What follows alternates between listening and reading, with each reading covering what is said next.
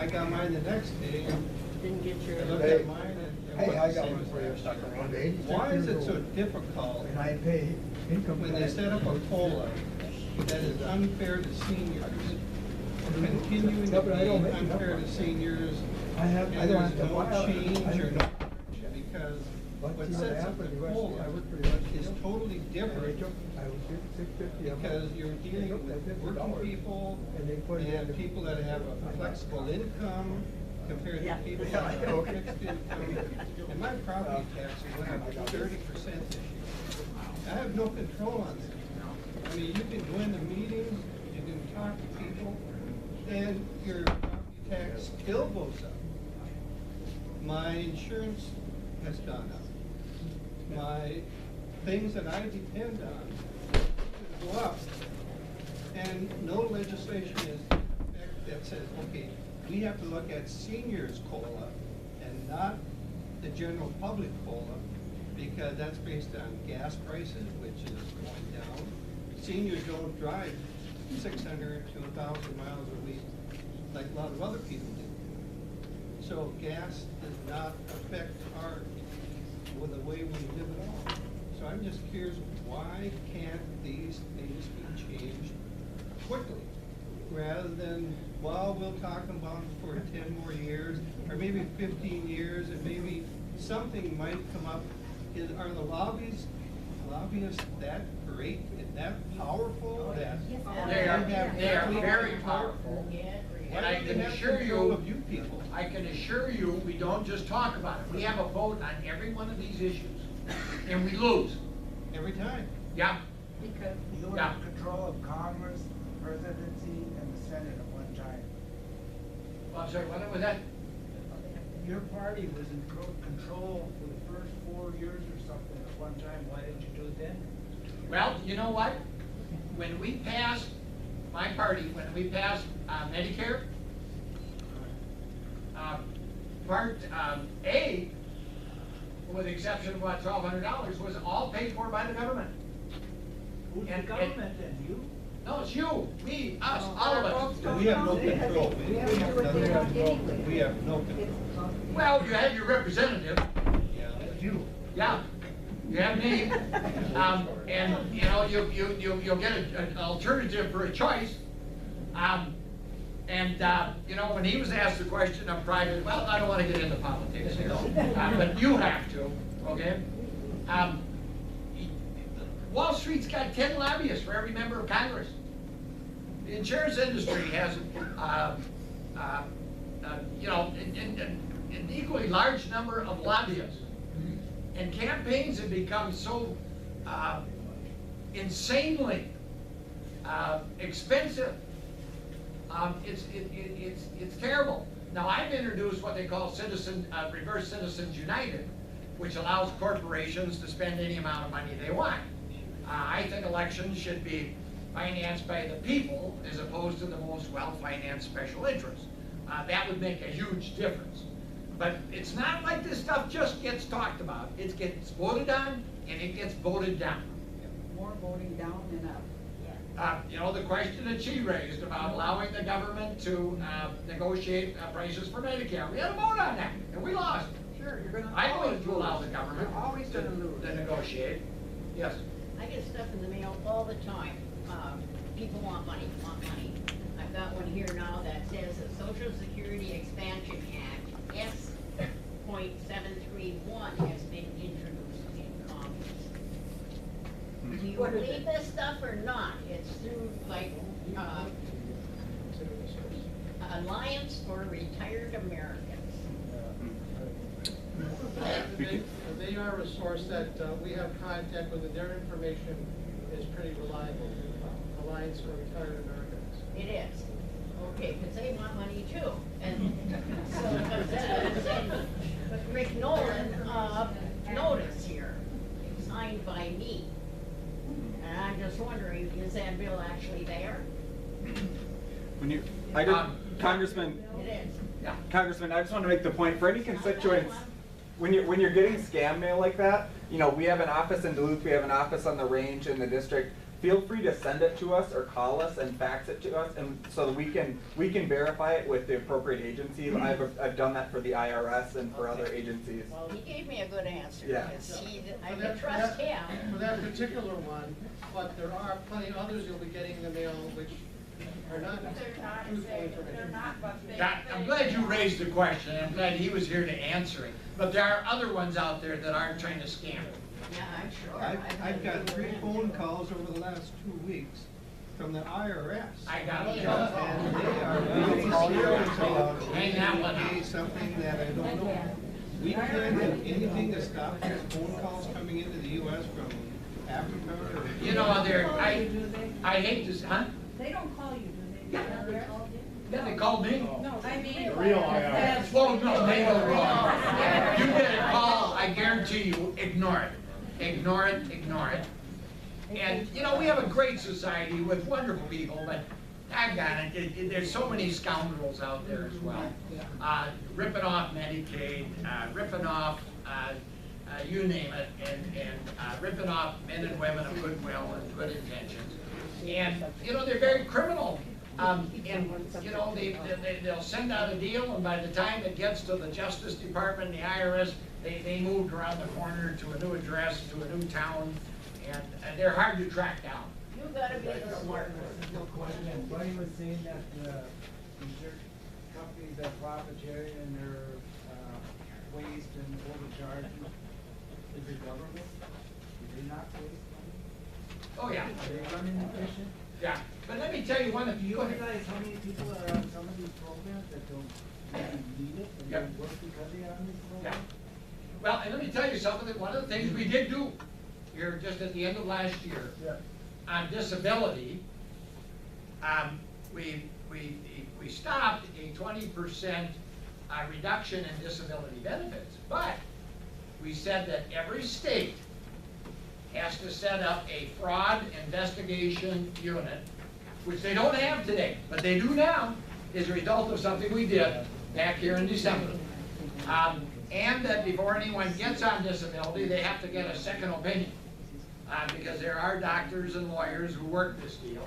So, you know, we are trying, and that's kind of a continuous, never-ending struggle, because as you figure out one thing, the criminals are working as fast as they can. But I will tell you this, and I think you'll agree with me on this. Some of this stuff is just process. So the gentleman was talking about tort reform, and that's a legitimate concern. But I will tell you this, if there are 50 people in a waiting room for medical care, they all got a different policy. Every one of them. Depending on their age, depending on their health, depending on their number of dependents, depending on their history. So, you know, you got 300 million people in America, and you got 300 million different policies. And that's why the insurance companies, you know, it's not all just profit taking. They're spending, I think, between 28 and 38% of everything processing all these claims, because everybody's got a different policy.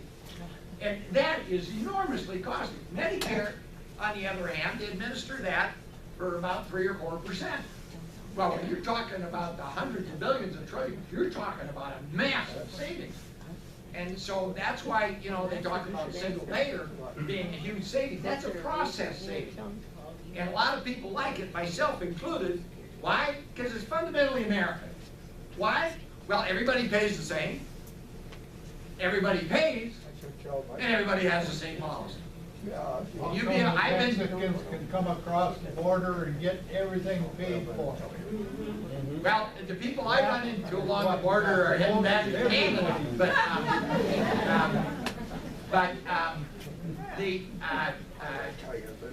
there's some enormous savings there to be had just on process.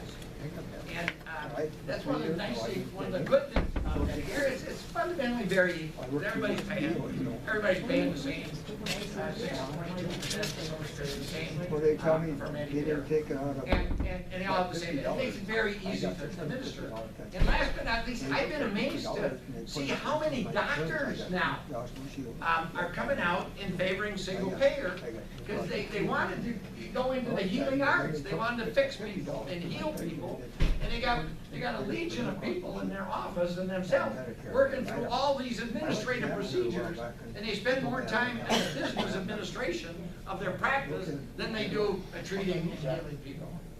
But, Yes, sir. but, you know, This year, of course, my wife and myself. income tax on that $50, because they're coming out of This my, is the first time we have been drug coverage.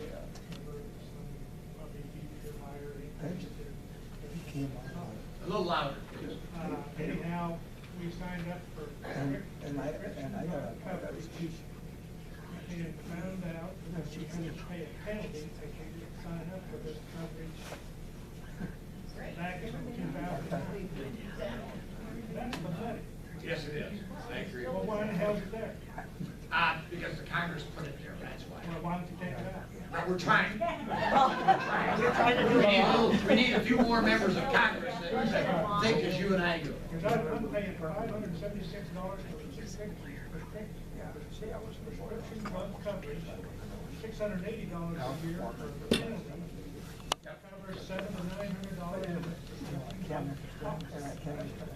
Well, it is. That's un-American. Well, it is un-American, and by the same token, it's un-American that everyone in this room should have to sit down and figure out which policy is best for them. You know what policy is best for us?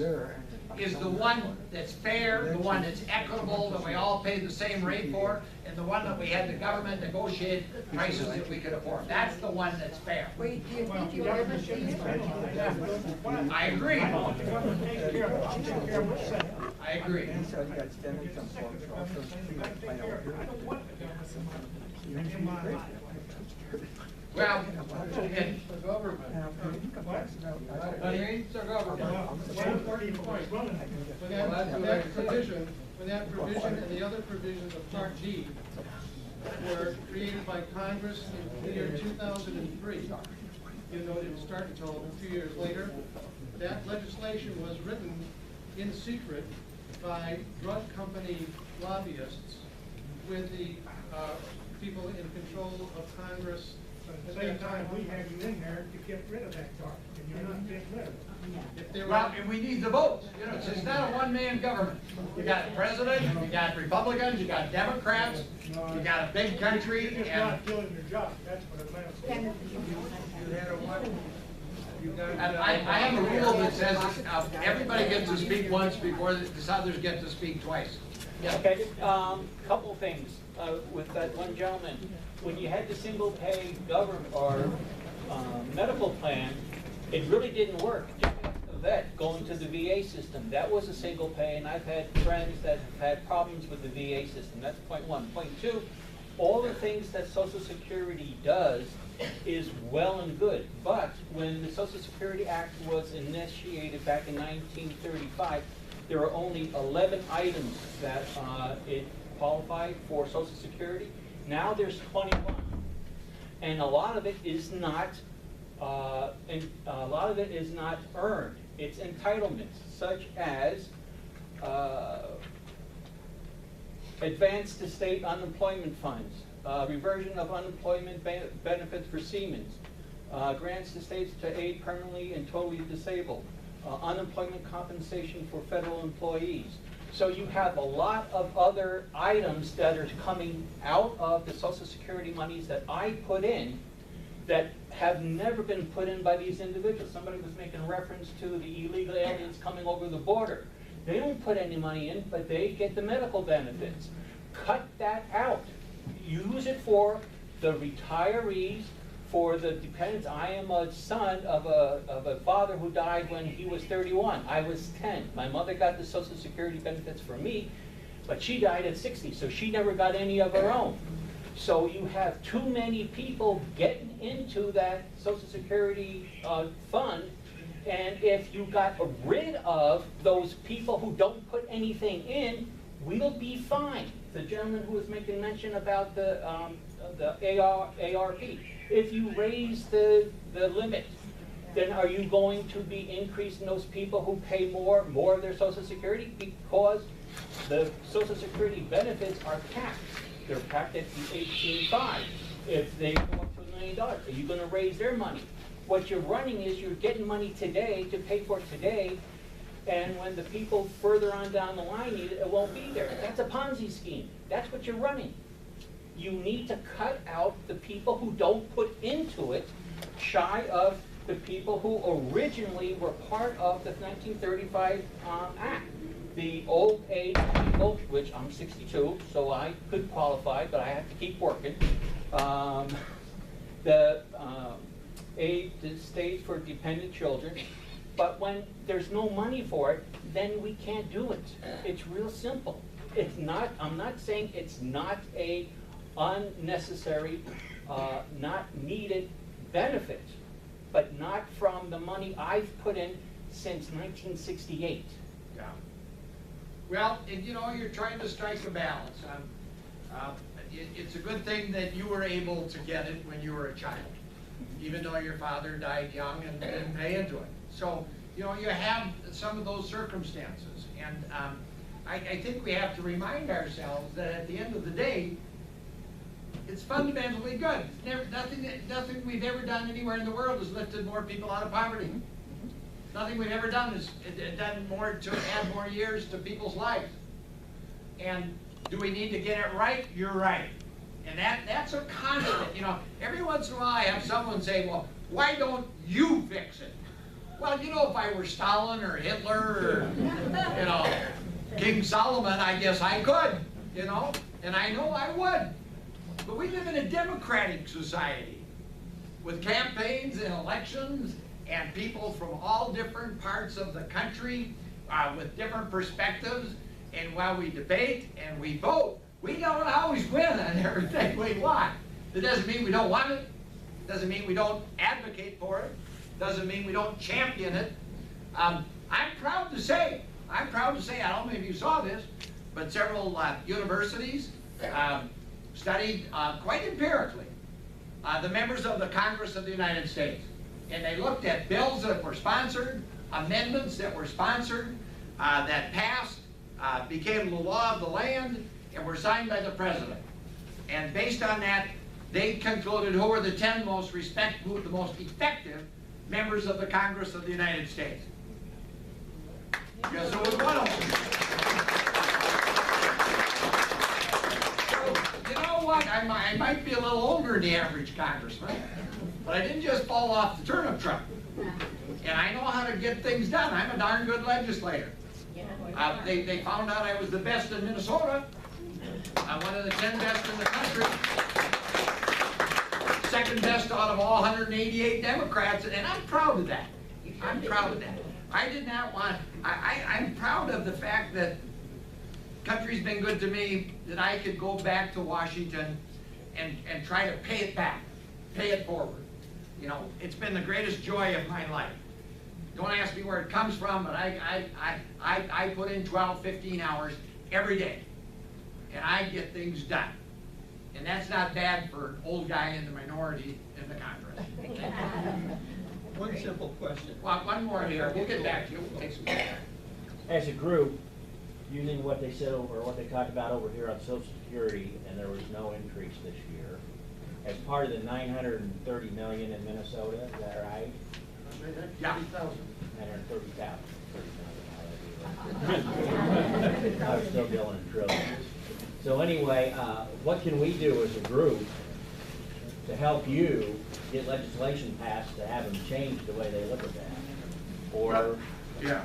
In her case, when she's talking about, or the lady with the brush talking about going to medical catalog to get a brush, what can we do as a group to support you, since we elected you, to have those things changed? I mean, it doesn't sound like it's much, but if you're talking about 930,000 people in Minnesota that had to buy a $22 brush, you can buy it for $9, that's a few dollars, and that's just a minor thing. What can we do to help get legislation passed to correct this stuff? Well, I think one of the things you can do, because there's a lot of false information, there's a lot of deliberately false information. Mr. Robinson pointed out what some of it is. So, you know, in your coffee shops, and by the way, thanks for the senior club here for allowing us to have this meeting here today. I heard you gave up your bridge a little early, and I'm an old bridge player.